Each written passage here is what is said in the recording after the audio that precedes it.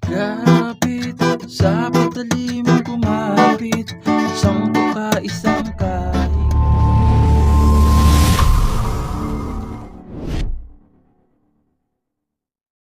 Hello mga ka-idol! So ngayon meron na naman akong ituturo sa inyong magandang kanta.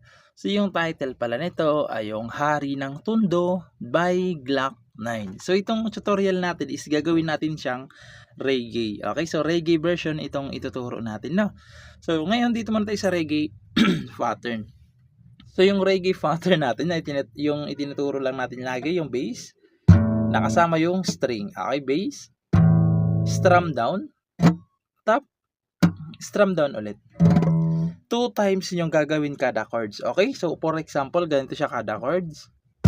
Bass, down, top, down, isa pa, bass, down, top, down. Tsaka nalilipat.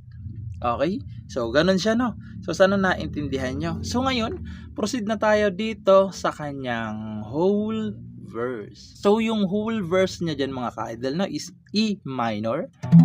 So, yung E minor, sa 7th fret nyo ibabar. Okay, 7th fret yung bar.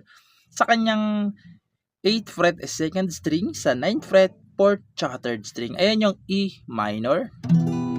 Sunod is D. So, yung D, nasa 5th fret siya. Dito naman sa kanyang 7th fret is 3rd string. 2nd string, 3rd, tsaka 4th. Okay, ayan yung D. Okay? Sunod is C. So, yung C, same lang sila ng shape, pero itong bar, nasa 3rd fret na. Okay, same lang sila ng shape. Bali yung bar, iusog lang sa 3rd fret. Ayan.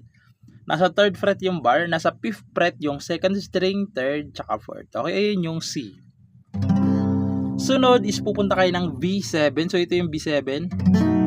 So, yung B7, nasa 2nd fret yung bar. Dito naman sa 4th fret is 2nd string, tapos 4th string. Ayan yung B7.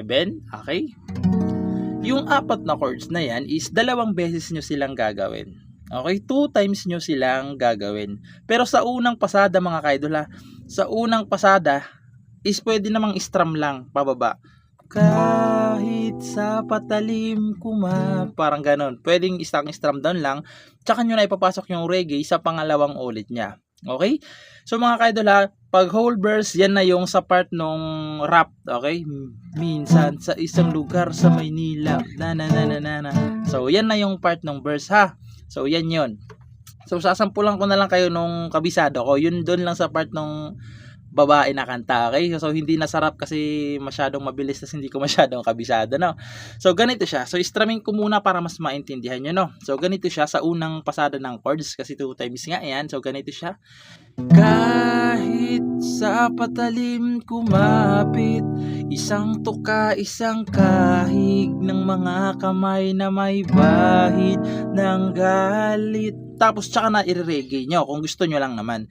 Kasama sa buhay namin na isang maling akala na ang taliwas kung minsan ay tama.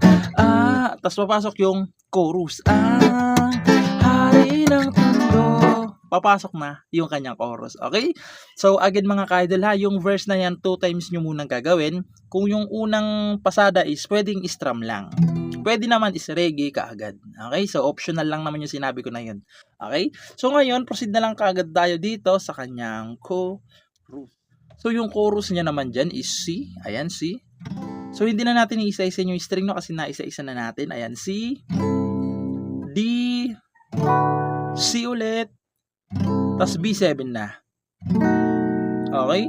Yung 4 na chords na yan, 2 beses nyo rin silang gagawin sa chorus. Okay? So, tuwing papasok yung chorus, yung part ng Ang Hari ng Tondo, yan yung chords niya. Okay? So, sasampulan ko para mas maintindihan nyo. No? So, ganito naman siya kapag kinantahan sa chorus. Ang Hari ng Tondo, Hari ng Tondo, baka mabansagan ka ng hari sa pando. Hari ng Tondo, Hari ng Tondo, baka mabansagan ka ng Hari ng Tondo. Tapos papasok na ulit yung mga verse. Minsan sa isang lugar sa Maynila, ganun siya. Okay, papasok ulit yung verse. So, ganun lang naman siya kadaling tugtugin, napakasimple lang ng chords niya. So, mahirap lang yung kanyang lyrics. Okay, so yun lang. Sana naintindihan nyo tong tutorial natin at nagustuhan nyo. At sa mga gustong mag-request dyan, comment lang kayo dyan sa baba para magawa natin ang tutorial. And yun, good luck sa bago nyong matututunan.